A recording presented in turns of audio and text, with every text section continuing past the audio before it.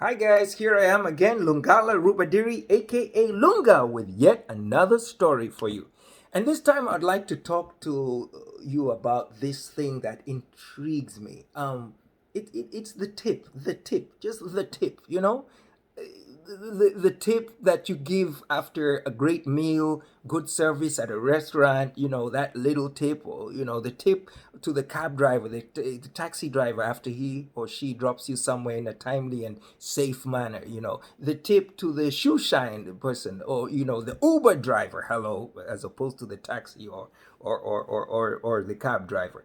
So that thing called the tip, it's such a global thing, but yet there's no particular code, it seems, as to what is a good tip and what's not a great tip, So it's like you almost have to wait to see the reaction of the person who receives the tip, if you can, when they receive it, to know whether it was a good tip or it wasn't a good tip. It's really interesting. And then you get those places which are like walk-in coffee shops, coffee and donuts, coffee and pastries, where you're going to the counter to pay for whatever you choose to consume. And there's that tip jar next to the cash registry, or otherwise close enough to it, at least, so that they can you know uh, hint to you. Sometimes it's a small little jar. I say these are the ones that suggest we accept tips. And then there's a bigger size, which is like kind of like we encourage tips, and there's usually a few dollars of stuff sticking out of it. And then there's the very big ones, which are like, dude, this is an implication. We imply that you should be giving a tip like the guy who just bought something before you. Okay, hello, fill it up. So it's just an interesting thing. I've always been fascinated by it.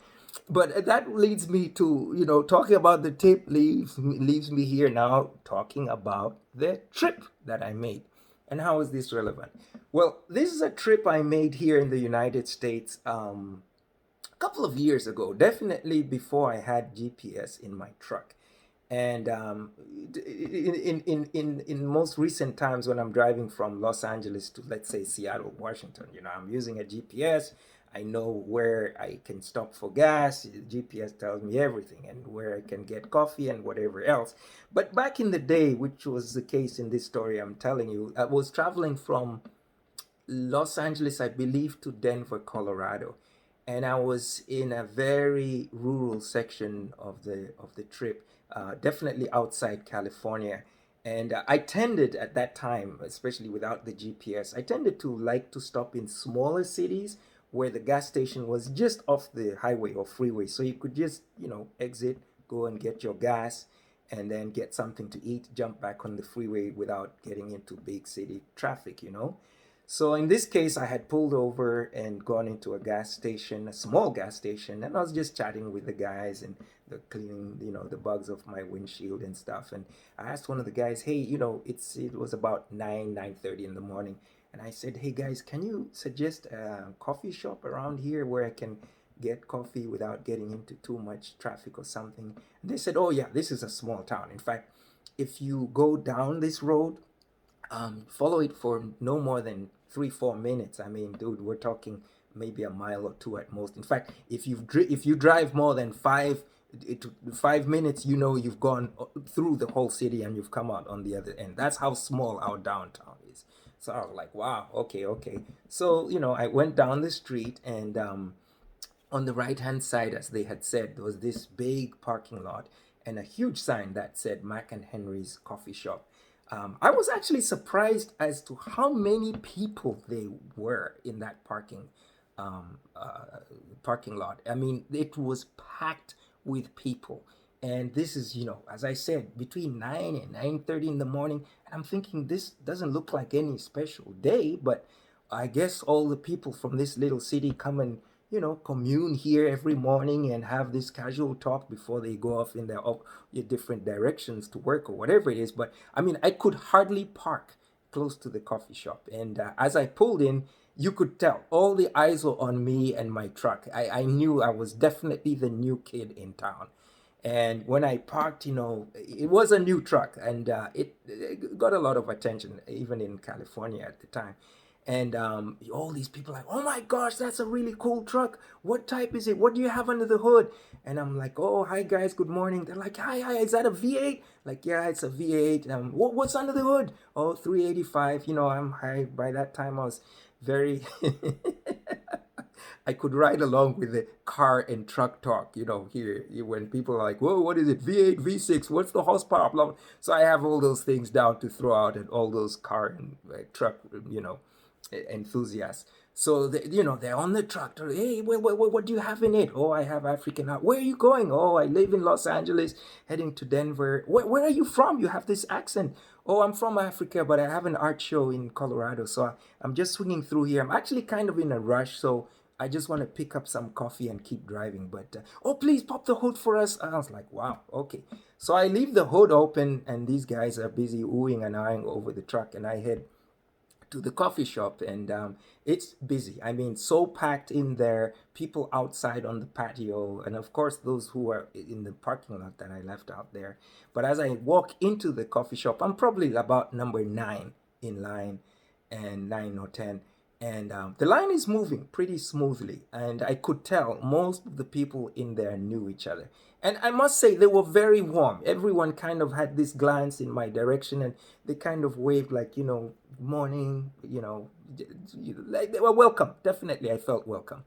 And as the line moved along, obviously those ahead of me had been there before, and the 3 ladies at the counter were just like clockwork. They knew what everybody wanted, and I felt them getting rather anxious about what I was going to ask for. They had never seen me before. So as I get to the counter, the lady who's about to take my order, one of them is like, do you need any help with this? And she's like, no, Sally, I got him. I got him. And as I stood in front of the counter, of course, hello, there was one of these big, the kind of half bucket size tip jar. So that was a very heavy statement of, yeah, we accept, we suggest you might want to leave a tip in here. So yeah, there we were with that tip jar I was talking about. Anyway, the lady looks at me and she says, um, good morning. Um, are you the guy from Africa? Are you from Africa? And I look at her and I'm like, mm-hmm. She says, okay, good. Welcome, welcome. So, what are you going to drink? Are you going to drink something? We have different size cups. Are you going to drink something? So I nod my head. Okay, good. So we have small, medium, and large cups. What would you like? Would you like this one in the middle here? I nod to her. Okay, that's medium. You're going to have medium. Fantastic. Now, we have tea, we have coffee, we have hot chocolate. We have different types of teas. We have black tea, we have green tea, we have chamomile that kind of calms you down, and then we also have a ginger tea, and that's kind of nice on your tongue, okay? So lots of choices, okay? We have decaf and regular coffee. So what would you like? So I point towards the teas, and she's like, the green tea?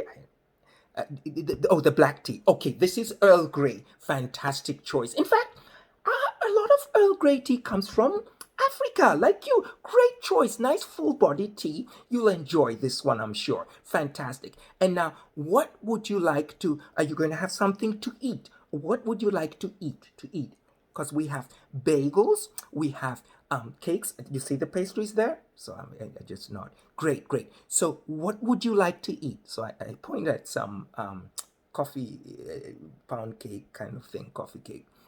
And she's like, oh, that's nice. Oh, is there one next to it? And I'm kind of looking like, what is it? And so she's like, oh, that's a lemon cake. That's lemon like from the trees. The other one you pointed at, that's a coffee cake. And coffee like Africa, you want the coffee cake? So I nod. Okay, great, great. Let's do coffee cake and the tea. And we're leaving you enough tea, room in your tea to put some milk and sugar. Okay, you can do your mixing on the side. Okay, so this is all going to be yours. Let me put everything together for you here. Okay, and now this is the interesting part. Now, you need to pay us for this, and your total for all of this, for the tea and this little cake, the coffee cake, is going to come to $5.35. So again, $1, $2, $3, $4, $5, and like a quarter, and then a dime. 35 cents. Okay, so that's what you need to give us. Okay, so I kind of just stand there and look at her, and she looks at me like, "Did you get that?" And I nod. So she says, "Okay, so you need to pay us." So just then, I just had to do it. You know, that tip jar was right in front of me.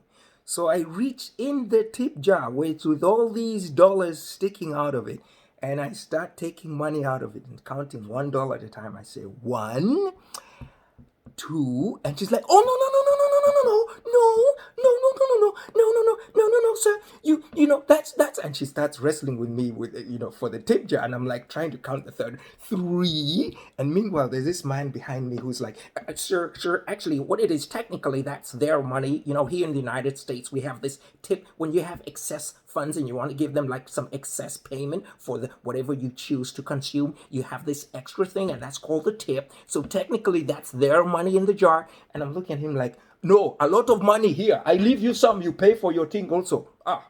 So they are like, "Okay, we don't know how to deal with this." The lady's really wrestling with me, and I'm trying to get to the fourth dollar. And she's like, "No, no, no, no, no." So she wrestles it away from me.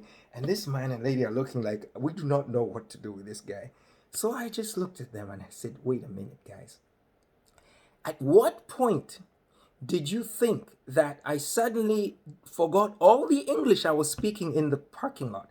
I pulled up there. I've been having a chat with guys in the parking lot about my truck and so on. And between there and here, somehow all this English has just vanished." And the lady is just looking at me wide-eyed. She's like, "Oh my gosh, oh my gosh, oh my gosh, you speak English. Oh my gosh, I am so sorry. Oh my gosh, someone came in here and said there's an African guy out there in the parking lot with his truck. And oh my gosh, when you came in, we just assumed, oh, I am so sorry. I am so embarrassed." I said, "Oh, don't worry about it. Everyone makes assumptions and, sometimes you're wrong." "Yes, but this is like so wrong. Your English is so good. Did you learn it like on the plane on the way here from Africa?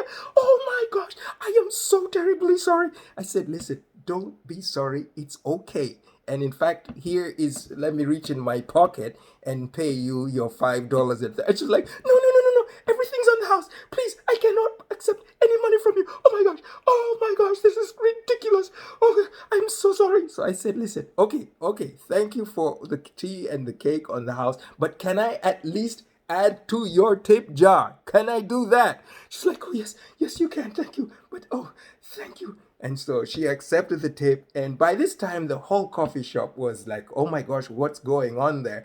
And these guys, I mean, I'm laughing. And one of the guys like, "Dude, you are so cool. I can't believe you've handled this so well. We appreciate you coming here and just laugh with us at how naive we are sometimes." Okay. So we all had a good laugh, and it was great. I mean, I walked out of the coffee shop and found the guys still with the hood open, oohing and ahhing about my truck, shut the hood, and I drove off in with all well wishes from that little town.